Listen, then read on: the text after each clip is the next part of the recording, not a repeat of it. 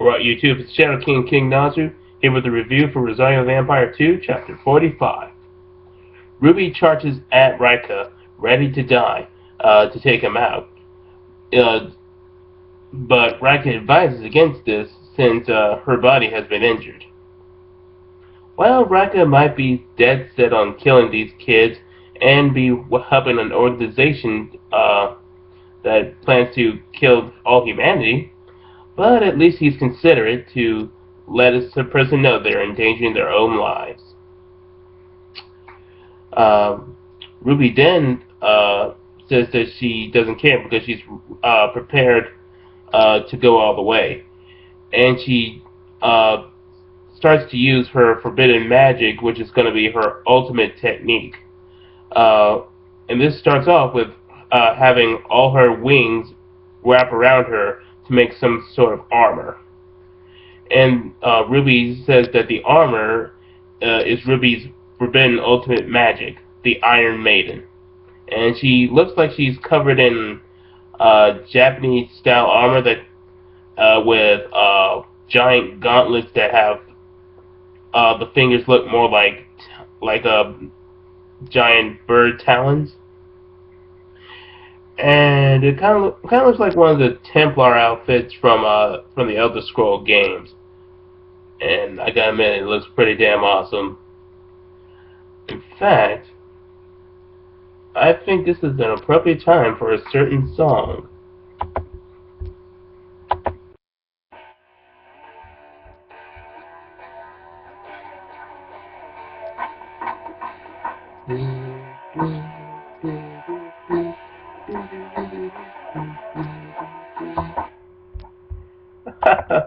Yeah, I totally went there with the Iron Man reference.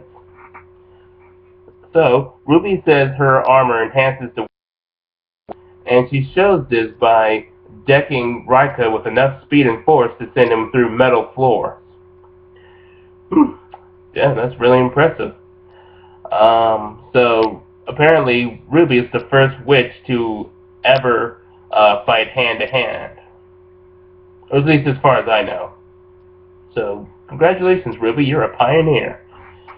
And she then Rika counters with teleporting lightning, but Ruby figures since Rika is as fast as lightning, which moves at 100 at over 150 kilometers per second, he can't change his direction, and he can't maintain himself in lightning form.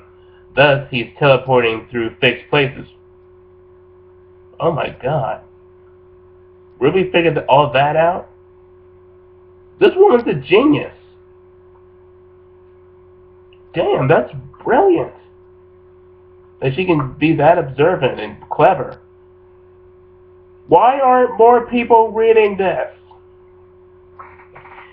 Anyway, Ruby uses this knowledge to catch Rika and uppercut him into a wall. I could fall for you, Ruby. I really could. Everyone is impressed, especially Fong Fong, who starts saying it probably would have been easier if Ruby used this form from the get-go. But Yukari says it wouldn't have been such. Rika offers a backhanded compliment by saying Ruby is the first one to catch him, but she didn't really do any real damage to him, since he's pure electricity. Ruby body then starts to get injured, spilling blood from various places, from her ribs to her shoulder and legs. It's very bloody, and she even starts to cough blood at a little bit. Yuguri explains that what's happening is that the Iron Maiden is increasing her abilities, but is causing strain enough to break the tendons and tear muscles. Thus, like its namesake, it's a torturing device that takes life in exchange for power. The others try to take Ruby's place, but she continues on, thanking Skune for saving her from the destructive path of trying to commit human genocide with her master Yukata. And she also wishes to see the goal of human and monsters coexisting just like Skune wishes, and also hopes that one day she'll be able to confess her love for Skune. Ruby then starts using her tendrils to strike Rika, but Rika then teleports and slugs Ruby from behind. He then strikes at her again with his ultimate attack, the Ghost Bop, and Ruby seems to be severely injured. Then we cut to Mocha and Aqua sensing Ruby and Rika's battle, and Aqua confirms Mocha's friends have come to rescue her.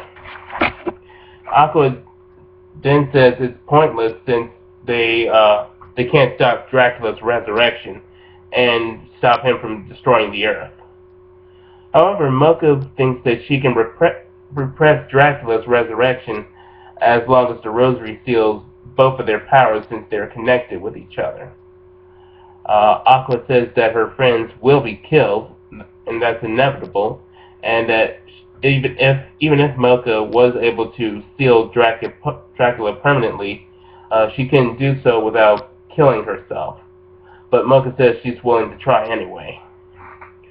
Ruby then restrains Rika with her tendrils and says that lightning doesn't hurt her because she's a masochist. Ruby then states that she knows that Rika can't teleport unless there's electricity where it can flow, for it to flow. Thus, she's keeping him midair where there is no electricity, and thus he can't teleport. Rika learns that Ruby all this time was allowing him to hit her, and thus this was a trap. No, I'm not doing the meme. And Ruby then uses her armor's offensive form and uses the technique Seraphic Feathers to stab Rika. I'm not entirely sure if he's dying or if he's just severely injured, but I'm cool either way. Rika says that he's humiliated not only because he lost, but because he lost to a girl. And Ruby says that the difference between them is she was really ready to give her all and risk her life from the start, while he was underestimating her. Damn, this is a great chapter. We got to see Ruby kicking all sorts of ass and being able to use her forbidden magic to keep up with an opponent who is practically pure electricity and is capable of anything electricity can do.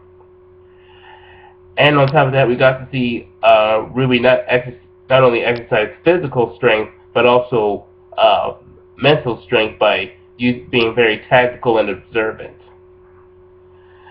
So, yes, I really love this chapter, and I really loved the armor that Ruby wore during this fight. And rest assured, I'll be putting up a picture of it on Google+. So next time, we'll check out Chapter 46 and see just how much more awesome is in store for us.